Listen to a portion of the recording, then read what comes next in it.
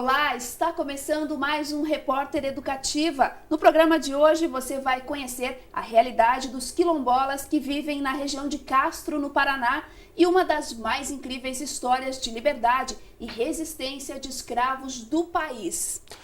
De todas as regiões do estado, a cidade foi a que mais recebeu africanos durante o século XVIII e XIX. A maioria veio do Congo e de Angola.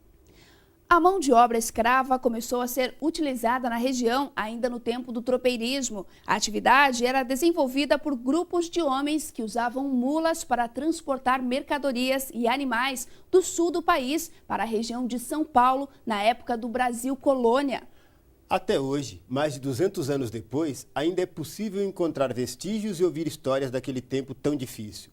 O que você vai ver agora é apenas parte do sofrimento que enfrentaram os escravos que viviam em Castro. E também a contribuição deles na construção da cidade. Na igreja, o escravo não podia ficar junto do patrão. Durante a missa, os brancos sentavam de um lado e os negros do outro.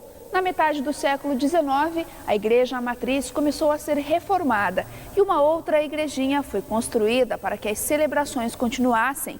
Quando a matriz ficou pronta, os brancos voltaram para cá. Mas os negros, que já eram tratados com diferença, decidiram ficar por lá. Entre as muitas histórias dos escravos de Castro, há registros de fugas, formação de quilombos e reparação de injustiças, como os castigos violentos e as promessas de alforria não cumpridas pelos senhores.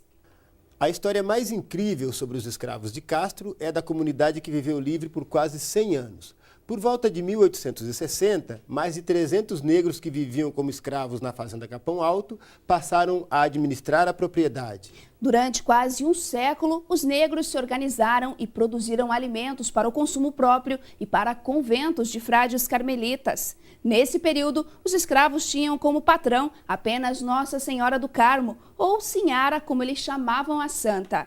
Na fazenda, ainda existem as ruínas da igrejinha feita de barro e também da senzala. Aqui nessas terras, mais de 200 negros viveram livres da escravidão, na metade do século XIX, auge da escravatura.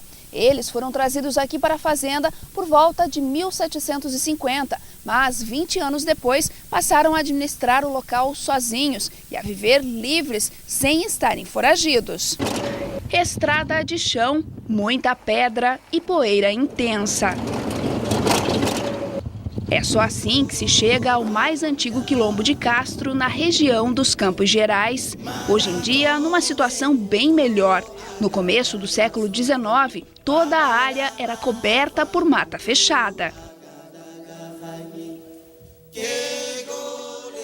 Chegamos à Serra do Apom. De Castro até aqui são aproximadamente 60 quilômetros. A comunidade é longe da cidade porque na época da escravidão, quanto mais distante e escondido os escravos fugidos conseguissem se instalar, maiores as chances deles continuarem livres. E eles chegavam a esses lugares usando apenas o facão para abrir carreiros em meio à mata. Daqui em diante, nós vamos encontrar os descendentes desses negros que viveram no século XIX. As gerações mais antigas da família Oliveira sempre viveram em terras mais afastadas da cidade, como a maioria das comunidades quilombolas. Mas as dificuldades, a falta de acesso a serviços de saúde e de educação fizeram com que eles mudassem para mais perto de Castro.